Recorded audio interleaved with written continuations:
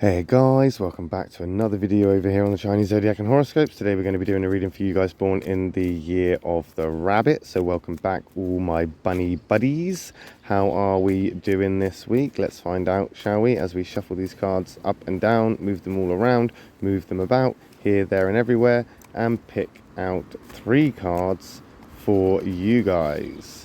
Let's see what we've got for you this week as we stop about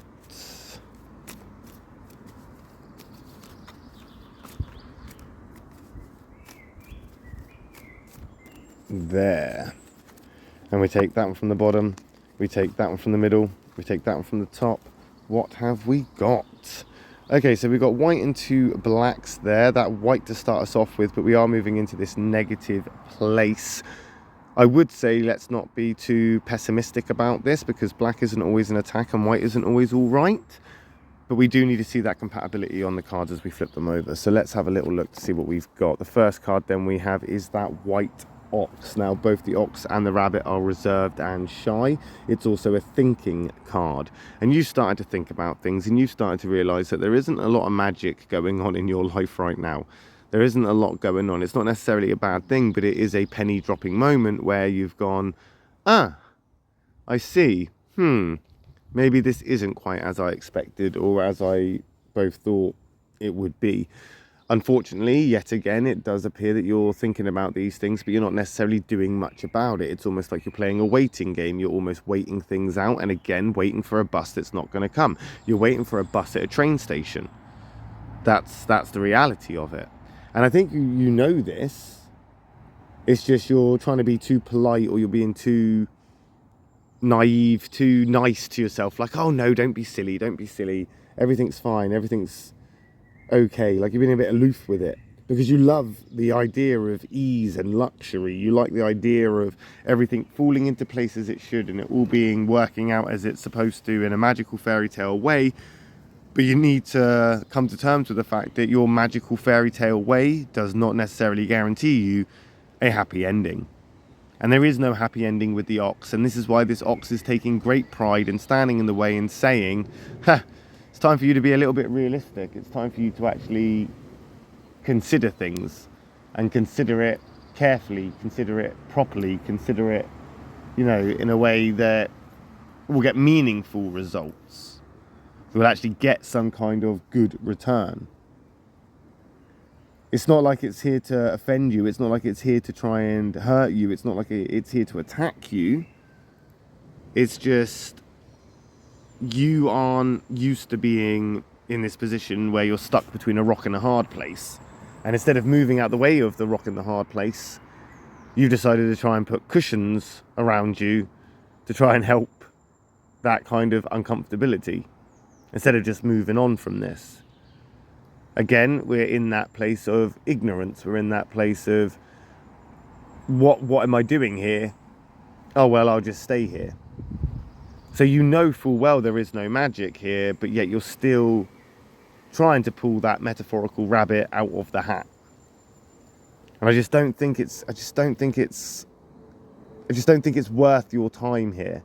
But as dedicated as you are, it's going to lead you into a world of trouble. That's the black rooster. The rooster is the card that any rabbit should fear. You do not want that black rooster. The rooster is your conflict. That rooster is against you. That rooster is trying to get in your way for whatever reasons. And again, it's a thinking card. So as much as you're thinking about things, as much as you're thinking things through, as much as you're thinking that there is some kind of happy ending here, there isn't. And that rooster's coming in to prove that point. The ox is there kind of like trying to help you have a bit more of a logical, practical outlook, but it's that rooster itself that's actually just going to pop your bubble. It's literally going to rain on your parade. And I think as you move forward now, the best thing that you have come up with as a plan is to shut down. If you don't talk about it, it's not real. If you don't acknowledge it, it doesn't exist. If you shut the door and turn your back and you can't see it, it's not there. And lo and behold, it's the exact same place we have been before. where if you stand the other way and close your eyes, you don't need to admit that the forest is burning. You don't need to admit that the forest is on fire. You don't need to admit any immediate danger, which means you don't need to change anything. It's almost like you're trying to make things as comfortable as possible, putting pillows around you in this rock and a hard place, thinking that you're not going to get smushed. Unfortunately, you are going to get smushed. And it's going to come at a big cost. A big cost. I know you're trying to uphold etiquette. I know you're trying to exercise decorum. I know you're trying to be polite and nice, and you're trying to see the bright side of things. And you think that if you're patient enough, things will come back around and it will all work out. But it won't. It's not going to. You're holding on to something that isn't yours. You're trying to go down a road that is a one-way road, and it's not for rabbits. You know?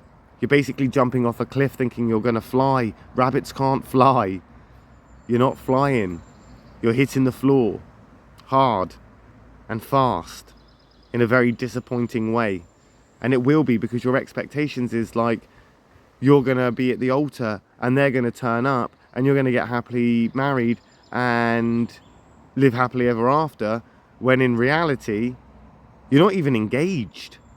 They said no when you asked them. Why did you plan the wedding?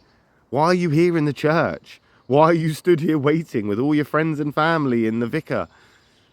The music's playing, everything looks lovely, but guess what? You're stood at that altar alone, because you're not acknowledging the fact that you're in a place you shouldn't be. You're in a place that does not belong to you. You're in a place that you never should have been. And it's like you're not moving from it. That level of comfortability, that level of self-preservation kind of kicks in, and you're literally like a rabbit in the headlights. Not going anywhere, not moving forward, just like that black horse. The black horse, they are stagnant. The black horse is not going anywhere. The horse and the rabbit, not a great compatibility either. And I think right now you are going to be quick to temper. You're going to be very snappy. You're going to be very agitated. You're going to be shouting, this should be working. Why is this not working? This should be, you know, a fairy tale, happy ending. Where is my happy ending? But that temper, that frustration, that agitation, you know, it's not going to help. What you need to do, as drastic as it sounds, is change everything. That relationship you're in, you're not supposed to be in. That house that you're living in, you're not supposed to be living in. That job that you're working, you're not supposed to be there. That car that you're driving, you're not supposed to be in that car. That town that you live in is not the town for you. That pub you drink in is not the pub you should be drinking in. There is something that you do, something you fixated on, something that you are possessed with, something that you are just overall hanging on to as a routine, as a fairy tale, as an idea that it will bring you happiness in the end. But it won't. It is just going to bring you discontentment, disappointment. Your expectations will never be met. And it sounds as harsh to say it as it does to hear it, I'm sure.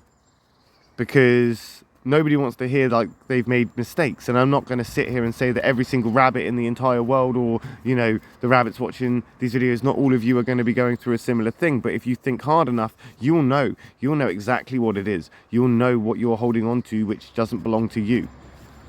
And you may think that it's all okay, because you may think, well, if I don't mention anything, or if I don't acknowledge it, then nothing will change. I will just stand here forever, just waiting and waiting and waiting. But eventually the lights will go out. Eventually you will see that person that you were supposed to marry, or you wanted to marry, out with their new love. Or you'll see in the newspaper that they've already married someone else. And you're going to be standing there at the altar waiting for them when you didn't even ask them to marry you in the first place. I'm not going to say that you are delusional. I'm just going to say that you're being very naive to think that things will come back around while you're trying to make things work with something that doesn't belong to you. It's not yours. You shouldn't be messing around with things that basically aren't your business in a way.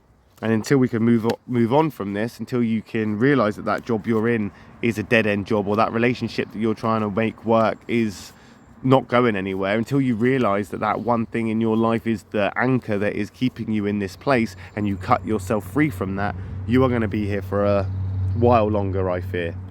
But we'll find out, won't we, next week when we come back and we do another reading for you guys born in the year of the rabbit. My next reading will be for those born in the year of the dragon. So if you're interested in what those guys are up to, I will see you in a reading for them next. If not, no worries. I'll just see you next time when we come back and do another reading for you guys born in the year of the rabbit. Thanks for watching. Love and peace.